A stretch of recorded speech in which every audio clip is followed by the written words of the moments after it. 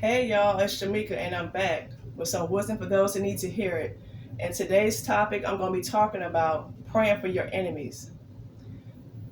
Now, I know what you may be thinking or saying about praying for your enemies because if you sit back and you think and you go back to the time where you were with your enemies and the things that have transpired, meaning that you have engaged with people who have said and done some unforgivable things to you in your life. But the reason why you are responsible for praying for your enemies because when you're doing that,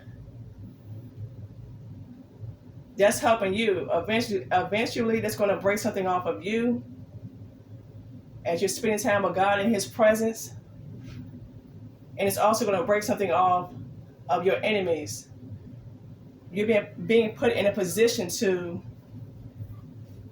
change things in your generation and change things in theirs. And if you're spending time with God, when you first start praying with your enemies, depending on what season or level that you are in, it might be that at the current time, all you have to say in your prayer closet with them is one sentence where you're praying for their mindset. You're praying for their mindset. You're praying for their heart posture. You're praying for their peace.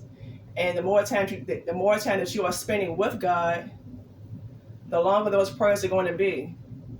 And as you're growing and you're processing on your special journey, the longer those prayers are going to be, well, you're praying for minutes at a time, up to 5 to 10 minutes at a time, or even longer, because when you're doing that, it's changing you and your heart posture, meaning that you have a soft place for that person, where you can come to a place where what they're doing will no longer affect you in the place that you are, because the place that you have grown to, you are a different version than the old version of when you were spending time with your enemies. You can get to the point where you know what God says about you and thinks about you, so you're able to go back around your enemies and spend time with them. And if they are still coming from the incorrect heart posture, the things that they are saying to you will no longer affect you, because you're not at that place no more. It just roll off for you and you keep it moving.